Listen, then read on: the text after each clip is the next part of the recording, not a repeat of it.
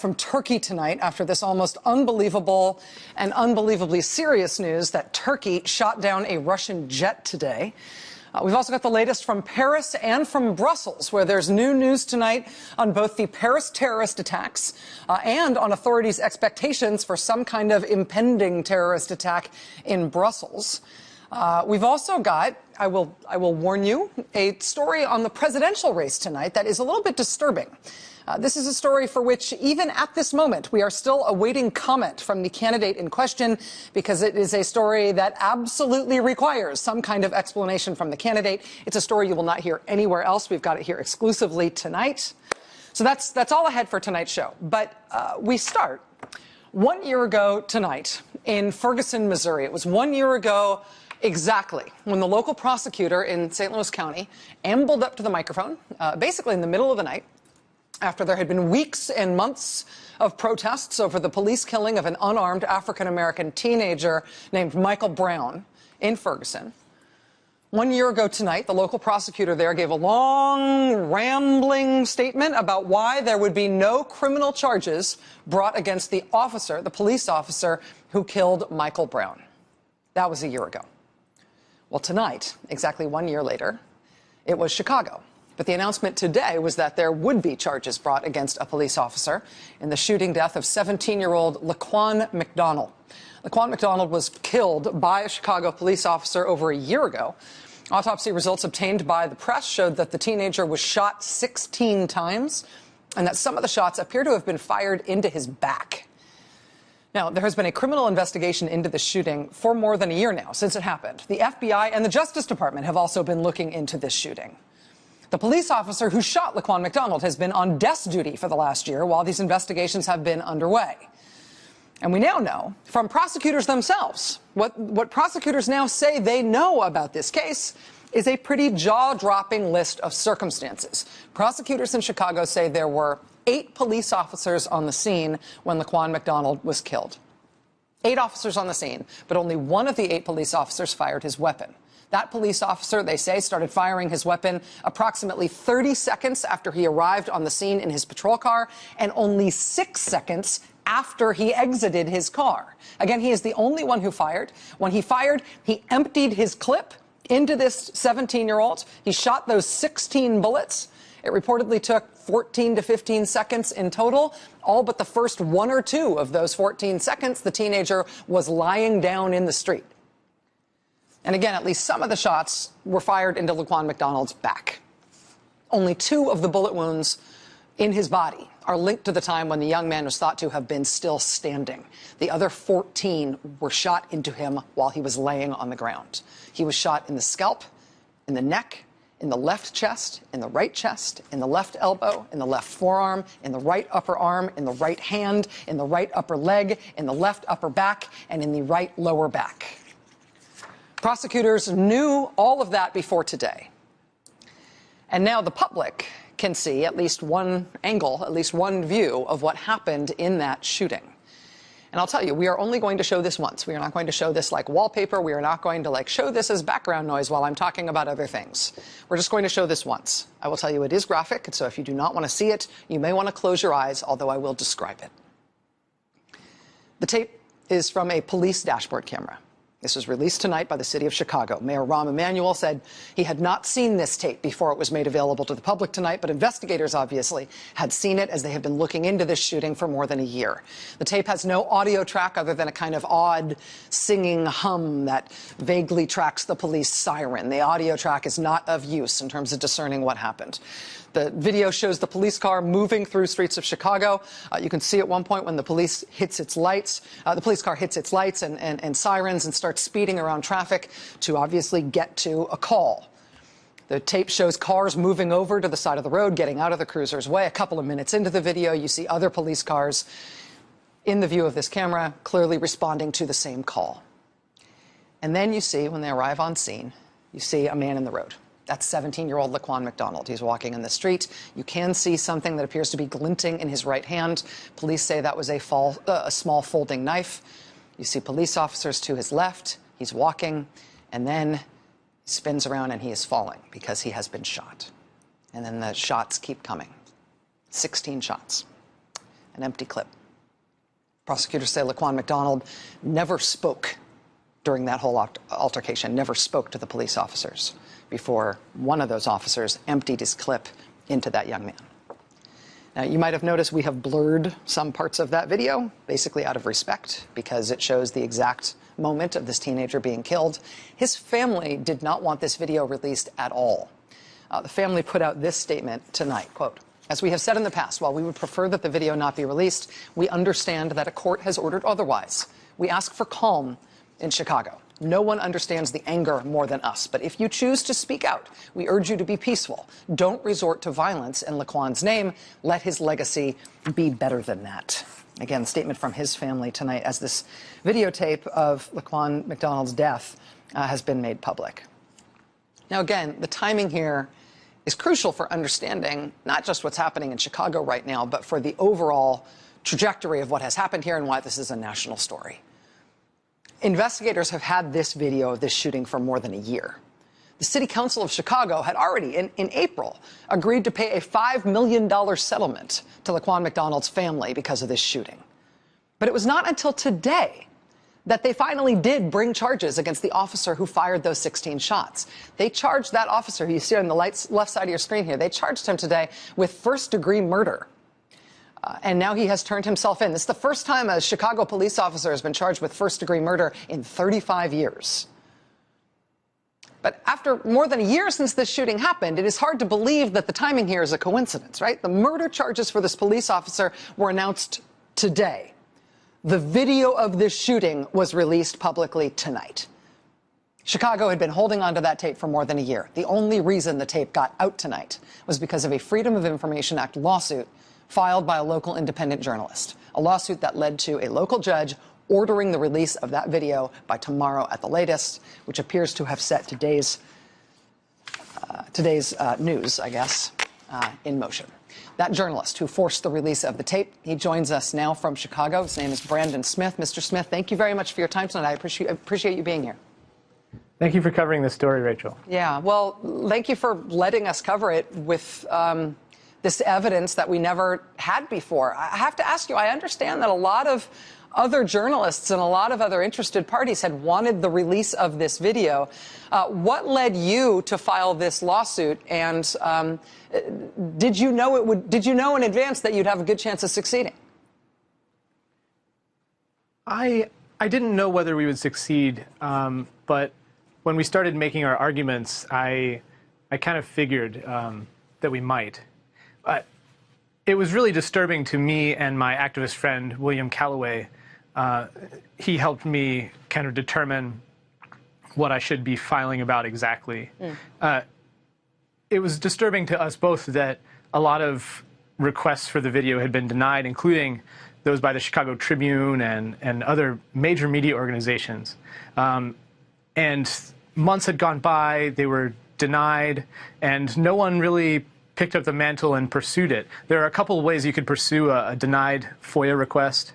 One of them is go to the Illinois Attorney General, and the other is to sue in civil court, which is what we did. Does the tape, now that you have seen it, does it show what you thought it would show? I know there were witnesses all along who said that they had seen at least part of what went down that night in a way that didn't comport necessarily with the statements, particularly from the police union. Now that you've seen it, does it show what you thought it would show? It does in a way. There was a lot of description in the media of what the video showed by people who had seen it.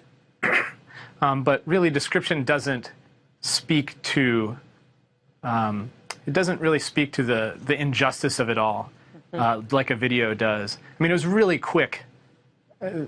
The cars pulled up, the officers jumped out. They may have said something. They're off camera, but just a few seconds later, they shot Laquan. Let me ask you, Brandon, about tonight. I understand, at least I've been told tonight, that you've been meeting with Laquan McDonald's family.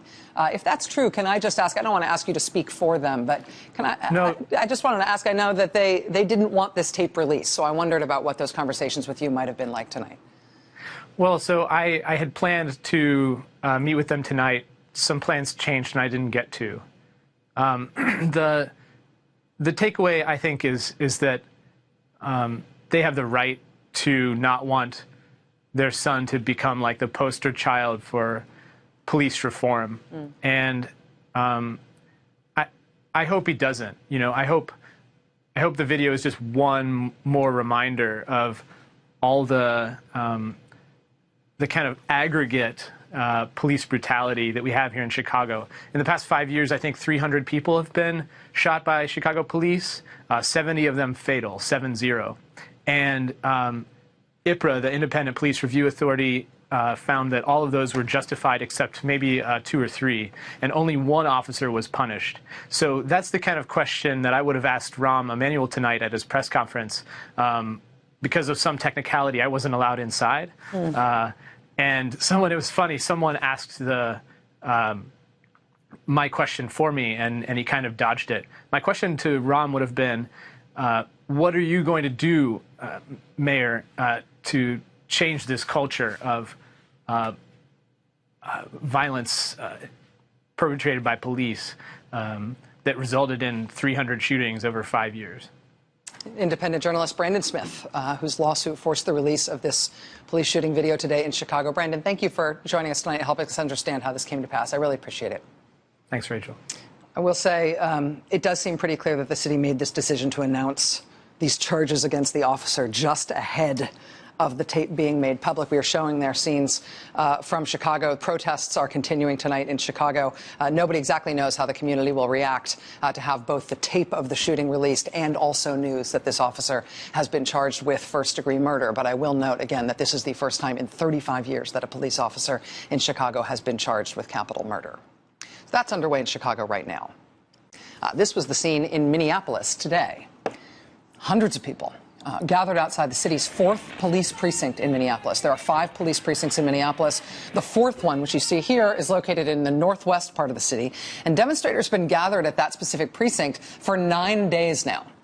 Every day, following the shooting death of a 24-year-old African-American man named Jamar Clark. Jamar Clark was shot and killed on November 15th after an alleged altercation with 2 Minneapolis police officers. Police say Jamar Clark was a suspect in an assault that night. They say that he tried to interfere with paramedics who were trying to treat the victim of that assault. They say Jamar Clark then proceeded to fight with police on the scene. In the end, he was shot in the head and pronounced dead at the hospital following day. The 2 police officers involved in that incident have been named, although they are apparently still on the job. There are a number of ongoing investigations as authorities try to determine exactly what happened on November 15th in Minneapolis, including a state investigation into whether or not Jamar Clark was handcuffed when he was shot, which is what several eyewitnesses claim. There's also a federal civil rights investigation underway, one that was requested by local authorities after the start of these persistent daily protests in Minneapolis every day since the killing.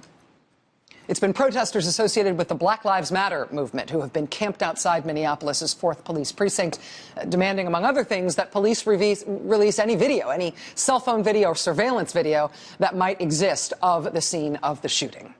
In addition to candlelit vigils and rallies held outside the precinct house in the 4th precinct, last week there was a confrontational demonstration when 51 people were arrested during a march down Interstate 94. On Wednesday, protesters who police say were throwing rocks were hit by police with high-volume pepper spray. The timeline since the death of Jamar Clark has, I have to say, followed a similar pattern to the days following other recent police-involved deaths. There's enough of these now that there's a pattern in terms of community response. The protests, the demand for video evidence, the back and forth between police and protesters, the calls for multiple investigations. Tensions have been high around this shooting in Minneapolis, much like they were in Ferguson a year ago, and in North Charleston, and in Baltimore, and in New York, and on and on and on. Minneapolis has followed a very similar pattern over the last week and a half, except for one thing, one weird detail. Protesters have said during their sort of camp out at the 4th police precinct, they have said in recent days that one of the unusual things that has happened on the outskirts of their daily protests is the appearance of basically anti-protesters or counter-protesters, or maybe you'd call them provocateurs, or in the internet word, you'd call them trolls. People turning up who are not part of the Black Lives Matter protests, but they are videotaping the protests. They're sometimes wearing masks while they do it. They're refusing to answer questions about who they are or what they're doing. They periodically have been engaging with the Black Lives Matter protesters in ways that made the protesters very uncomfortable, in the sense that it made them worry what these people were up to and what they were planning and what they were doing there. This has been discussed by the protesters. It's been happening in an ongoing way at the scene of these ongoing nightly Minneapolis protests. On Thursday, it rose to the level where the Minneapolis Police Department actually issued a warning to all demonstrators, asking the demonstrators themselves to please be vigilant, saying that they, the police, had intelligence that some kind of group might be trying to cause a disturbance amid the protests. So on Thursday, police started asking the demonstrators to keep an eye out for anyone or anything that seemed out of the ordinary to them. That was Thursday. The next day, on Friday, Black Lives Matter in Minneapolis posted this video of two masked men, one of whom, at one point in the video, brandishes what appears to be a handgun. He describes it as a loaded gun in the video. And in the video, these two men are discussing their plans to go to a candlelight vigil outside that Minneapolis police precinct the previous night. They say that this was posted on Friday. This apparently is these men on Thursday night talking about going down to that protest with a loaded gun. They use white supremacist language. They use a lot of profanity.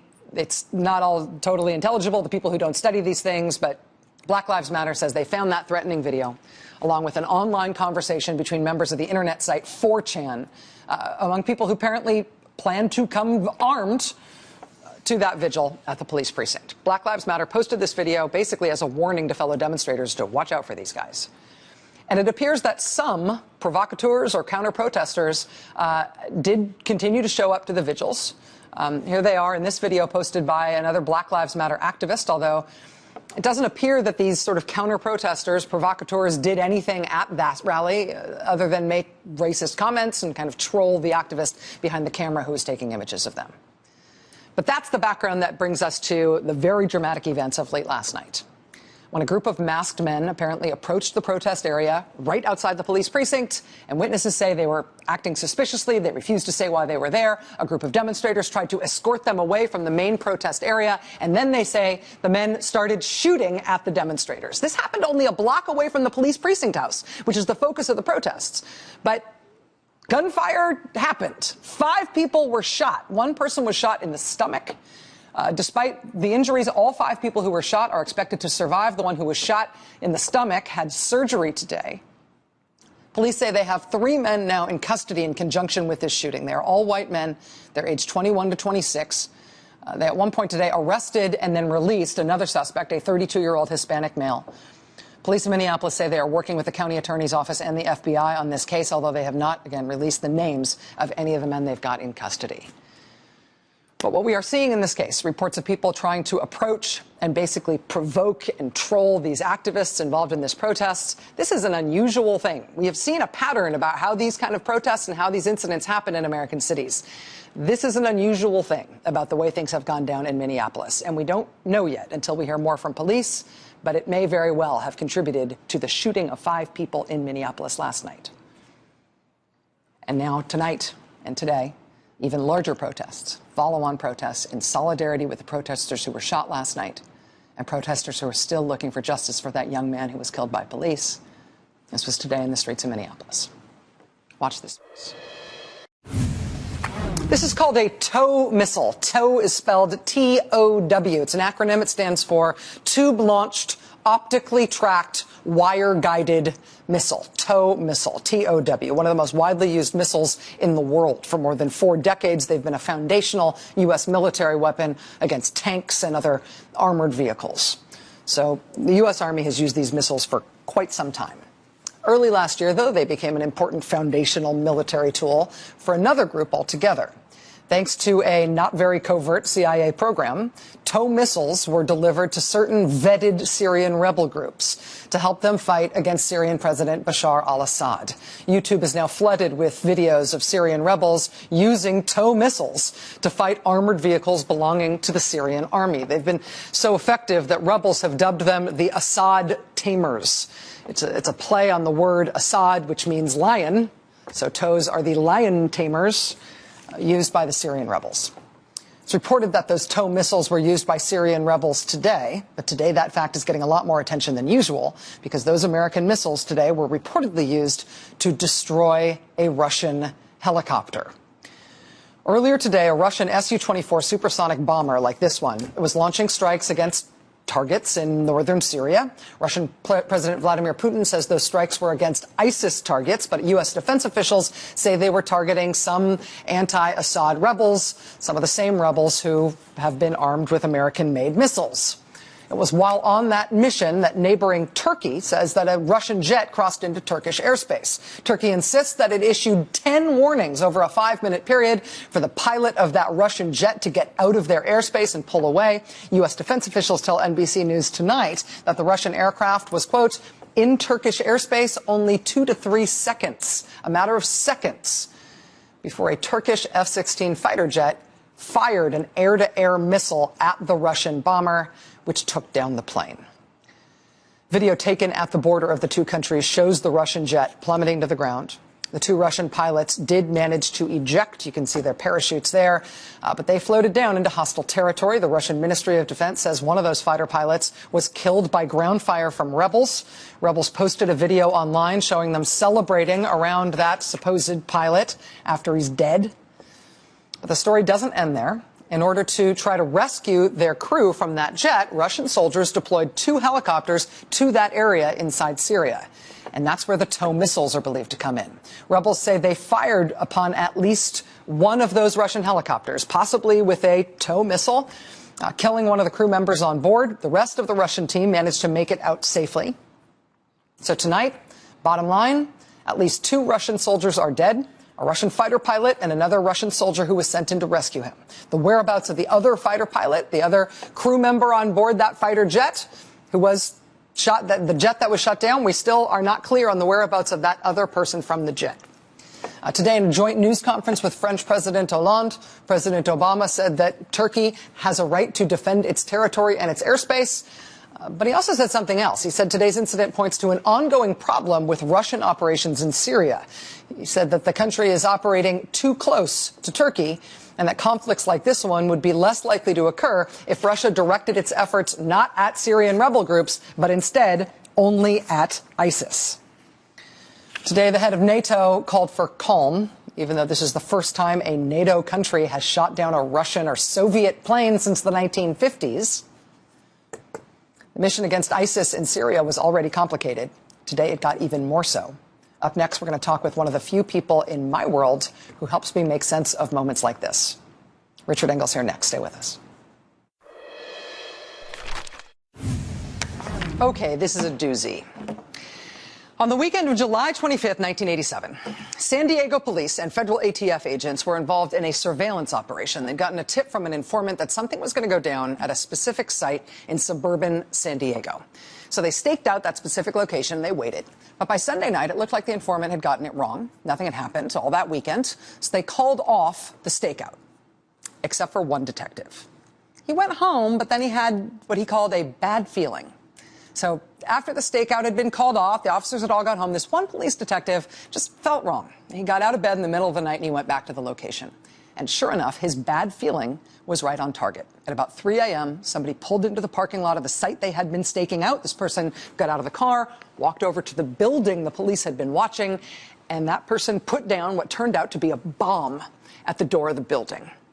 Person then got back into the car, started to drive away. The police detective stopped the car a short distance away, arrested the man who had placed the bomb. The man was, weirdly, wearing a woman's wig.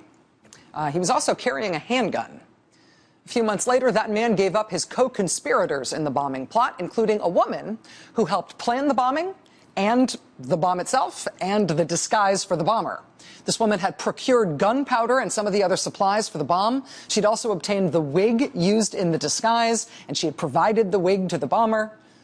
The bomb was not only the real deal, it was of substantial size. Investigators said it could have done real damage. The only reason it didn't go off is that after the bomber had lit the fuse blew out in the wind. The building they tried to blow up that July weekend in 1987, it was a clinic that did abortions. And the woman who provided all the bomb-making supplies and the wig, was a radical anti-abortion activist named Cheryl Sullinger. Cheryl Sullinger went to prison for 2 years for that plot. And when she got out, she stayed part of the radical anti-abortion movement. She's in it for the long haul. A few years after she got out of prison, another radical anti-abortion activist named Paul Hill assassinated a doctor in Pensacola, Florida, a doctor named John Britton. He killed John Britton along with a U.S. Air Force retired lieutenant colonel who was acting as the doctor's bodyguard. He also wounded the colonel's wife, who was acting as a clinic escort. Anti-abortion activist Paul Hill was arrested after those killings. He was convicted of capital murder. Again, Cheryl Sullinger was out of prison herself by then. When it came time for Paul Hill to have his sentence brought to bear, when it came time for Paul Hill to be executed by the state of Florida for those murders, Cheryl Sullinger put out a statement saying that Paul Hill should have been allowed to argue that what he did was justifiable homicide because, quote, the killing of the abortionist was necessary. At roughly the same time, Cheryl Sullinger also co-authored a book which castigates the U.S. government for not putting abortion providers to death in this country, for not killing abortion providers. Quote, in addition to our personal guilt in abortion, the U.S. government has abrogated its responsibility to properly deal with the blood guilty. This responsibility rightly involves executing convicted murderers, including abortionists, for their crimes in order to expunge blood guilt from the land and people. Cheryl Sullinger's co-author on both that book and on the statement about it being justifiable homicide to murder the Florida abortion doctor. Her co-author in both of those instances, on the book and on the statement, her co-author is this guy, Troy Newman. Troy Newman is president of a group called Operation Rescue. And whether you are involved in the politics of abortion or not, you probably have a clear idea in your mind of what Operation Rescue is. In the 1980s and 90s, Operation Rescue was widely known for protests like the Summer of Mercy protests they pulled off in Wichita, Kansas, these mass physical blockades of abortion clinics. Operation Rescue has a hard time pulling off protests like that anymore. Now Operation Rescue does stuff like Troy Newman going out to California this past summer to inform Californians that he had figured out why there's a drought in that state. The land was polluted, scriptural language, polluted with innocent blood. Is it no wonder that California is experiencing the worst drought in history when it is the largest child killer in all of the United States? Friends, there's no coincidences with God. So some of what they do is slightly on the goofy, if apocalyptic side, right? Blaming the California drought on abortion being legal in California. But even when they are inadvertently goofy, Operation Rescue has always been deliberately intimidating.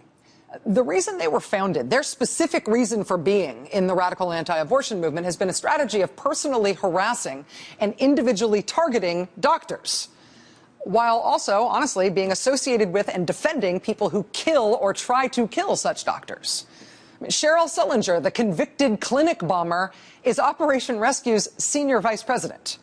They now, to this day, maintain a website dedicated to putting up pictures of individual doctors who do abortions and putting up their addresses and how to find them. In 2002, Operation Rescue moved the headquarters of their national operation to Kansas, specifically to target one particular Kansas abortion doctor named Dr. George Tiller. When another radical anti-abortion activist, in fact, killed Dr. George Tiller in Kansas in 2009, when police arrested him after the killing, they found on his dashboard a piece of paper with a phone number on it for Operation Rescue, specifically the phone number for Cheryl Sullinger at Operation Rescue.